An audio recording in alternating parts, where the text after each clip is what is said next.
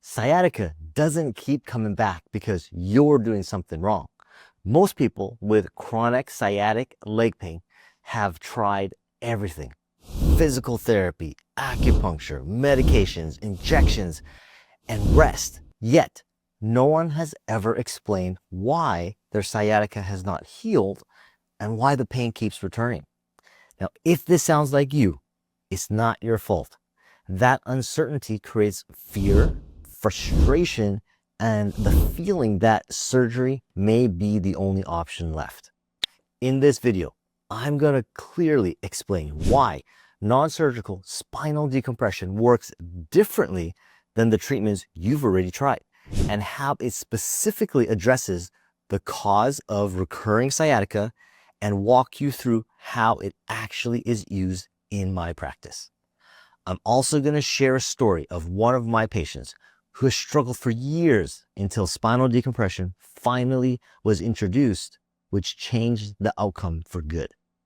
And if you watch to the end, I'm also going to show you exactly what to look for when choosing a spinal decompression doctor so that you feel comfortable knowing that you're making the right decision for your health. I'm Dr. Tam Lee. I'm a chiropractor here in San Jose, California, and with more than 20 years of experience helping people with disc injuries, joint pain, nerve pain, and sciatica who has tried everything and still live with pain. Now, I created this channel to give people real, non-surgical, science-based solutions that actually address the root cause instead of masking your symptoms. If you want to protect your spine, understand your condition, and learn the treatments that help people get long-term relief, subscribe to my channel. I post a new video every week. Here's the biggest reason why sciatica keeps coming back even after treatment. In most cases, the true cause was never actually discovered. And if you don't fully understand what caused the problem in the first place, how can you expect to fix it long term? Now, I'm not talking about being told you have an L5-S1 disc herniation or an L4-L5 disc bulge. That's the finding, not the cause. The real question is what led to that disc herniation developing over time and why the underlying problem was never addressed. This is where most treatment plans fail. Medications and injections are often introduced early because they help to reduce pain. And when they work, that relief can feel like progress. But pain relievers and cortisone injections do not correct the mechanical problem that created the sciatica. They don't change the disc pressure. They don't correct spinal stress. So if the pain is reduced, but the problem remains, what do you think happens next? The pain comes back. And very often it comes back stronger and more persistent than before. Now, therapies like electric stimulation, laser therapy, shockwave therapy, exercise and soft tissue work absolutely have value, and they can reduce inflammation and improve mobility. But the issue is not whether these therapies help.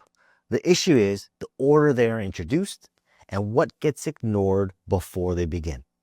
Now, in many cases, these treatments are applied without ever addressing the underlying spinal condition that caused the disc injury or nerve compression to begin with. Things like misalignments at the L4-5 or L5-S1 can distort the disc and place uneven pressure on it over time. Global spinal imbalances where the spine tilts or shifts to one side can create abnormal loading that slowly damages the discs. Pelvic or sacral imbalances can continually stress the lower lumbar spine. And if these problems are never corrected, the disc continues to take damage no matter how many therapies are added. That's why relief is temporary. The source of stress never changes. This is why the sequence of care matters.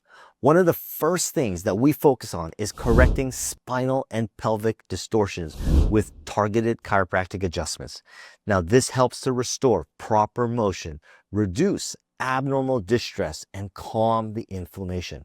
When the spine is moving better and loading more evenly, it becomes far more receptive to healing. And it also prepares the spine to tolerate and respond to non-surgical spinal decompression more efficiently. Not every person is a candidate for standard chiropractic adjustments, which is why a proper evaluation is necessary. Some patients have a disc injury that it would not be safe to adjust. Does that mean that there is no hope for those patients? Absolutely not. There are alternative ways to adjust the patients, from drop table adjusting to impulse adjusting, which is very safe and effective. Once the foundation is in place, non-surgical spinal decompression is added to directly and specifically target the disc herniation itself. It reduces pressure on the disc and nerve, creates relief that other treatments can't reach, and has been shown to help the disc heal rather than quiet the pain. The difference is critical, and that's exactly what we're going to talk about next. How non-surgical spinal decompression works and why it can improve your leg pain even when everything else has failed. And stay to the end, because I'm going to show you a patient's story where years of sciatic leg pain finally improved after non-surgical spinal decompression was introduced. So what exactly is non-surgical spinal decompression, and why do so many people with recurring sciatica finally see improvement when this is added into their care? At its core, non-surgical spinal decompression is a computer-controlled form of therapeutic traction. You lie on a specialized table and a precise machine gently stretches your spine in a way that creates a negative pressure inside the disc itself. That's what makes spinal decompression so unique. This controlled decompressing reduces pressure on the disc and the nerve that's causing that radiating pain down your leg.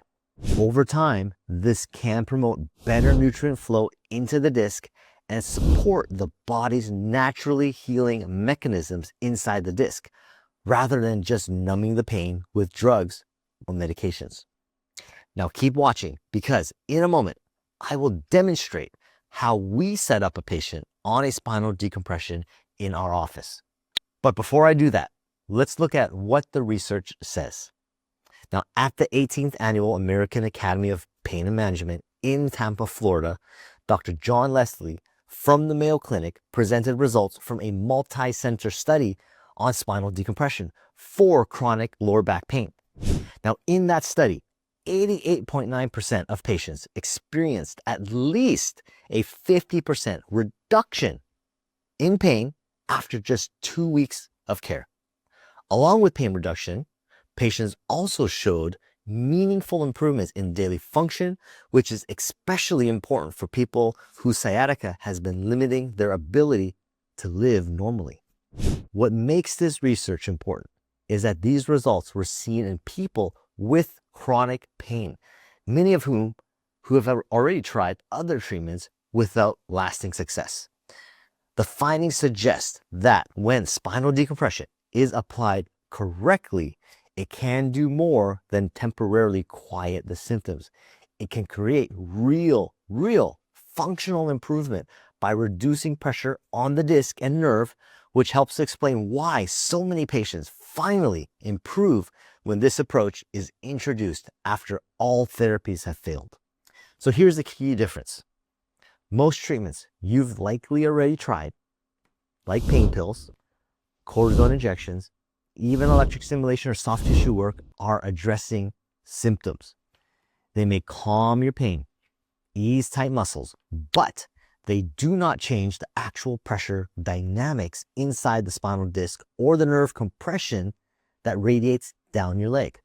Non-surgical spinal decompression directly unloads the disc and the nerves, creating space that reduces pressure and giving your body the ability and the chance to heal from that structural irritation instead of masking it.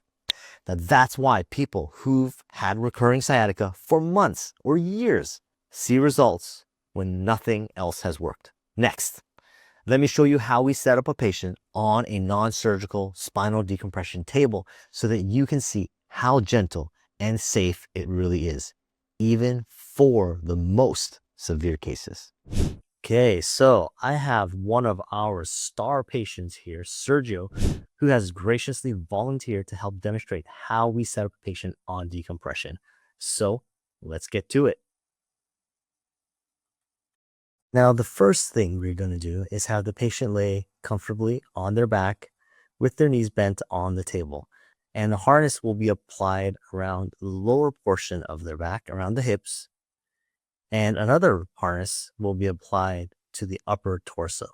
Now, the lower harness is where the distraction force will be applied via the table, and the lower portion of the table where the buttocks is on is going to be pulling up and down in a slow and rhythmic motion. Now, the upper torso belt is meant to keep your upper body where it is so that there can be a slight separation in the disc, causing the disc to reset.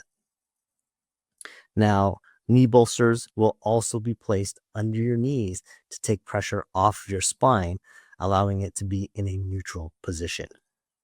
Now, at this point, depending on where your disc herniation is, our table allows us to target the specific disc level by selecting that level on the computer screen.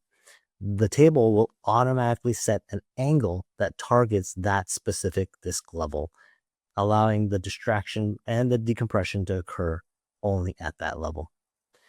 Now, after the program is set and the amount to pull in pounds is set by the doctor, the patient will then be on the table for approximately 20 to 30 minutes.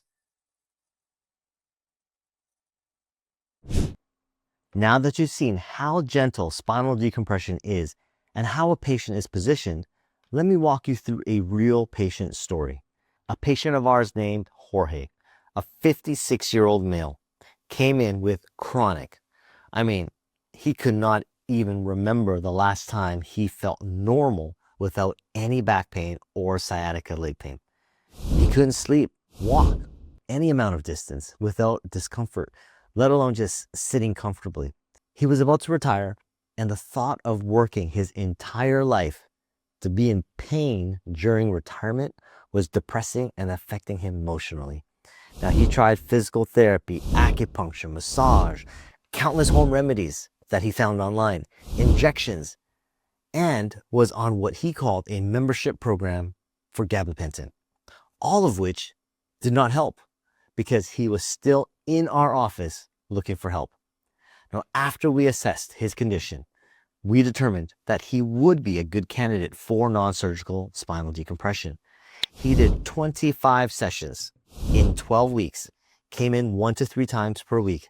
We also walked him through a home metabolic reset program, helping him clean his gut, restoring his microbiome so that he could decrease his chronic systemic inflammation from years of medication and poor diet. Now, this not only helped his joint inflammation, but it also helped the other parts of his body that were chronically inflamed. Now, after only 4 weeks of spinal decompression, his sciatica leg pain reduced by 50%. His pain scores went from a 9 out of 10, where 10 is the worst pain, to a 4 out of 10. And more importantly, he said his future looked bright and promising again, and that bucket list that he said he had thrown away was back in play. That's what can happen when the underlying problem is finally addressed, and why non-surgical spinal decompression can be so powerful for people living with chronic sciatica. I hope you now have a solid understanding of spinal decompression and how, when it is applied at the right time and after true underlying causes of leg pain is identified, it can be a powerful option for long-term relief rather than just short-term pain control. If you've been considering this approach, it's important to find the right spinal decompression doctor in your area. There are 3 key things that you should look out for. First, they should be thoroughly trained in the proper certifications and application of non-surgical spinal decompression. Second, they should use X-ray and review imaging like MRI reports to fully understand all the factors contributing to your disc injury and sciatica nerve pain. And third, They should take the time to create a personalized treatment plan that addresses your specific spinal pelvic issues, not a one-size-fits-all approach.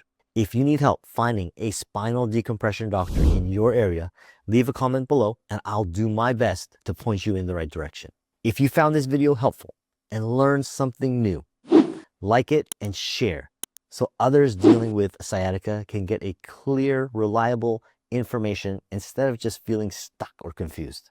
And be sure to subscribe to my channel if you want more safe, non-surgical, science-based solutions to relieve your pain, protect your spine, and restore your mobility so that you can start living your life again, not just going through it. Now, the next video that you should watch is this one. It covers, the 10 best exercises for an L4-5, L5S1 disc bulge, especially if your sciatica is coming down from a disc-related issue. Go watch that video next.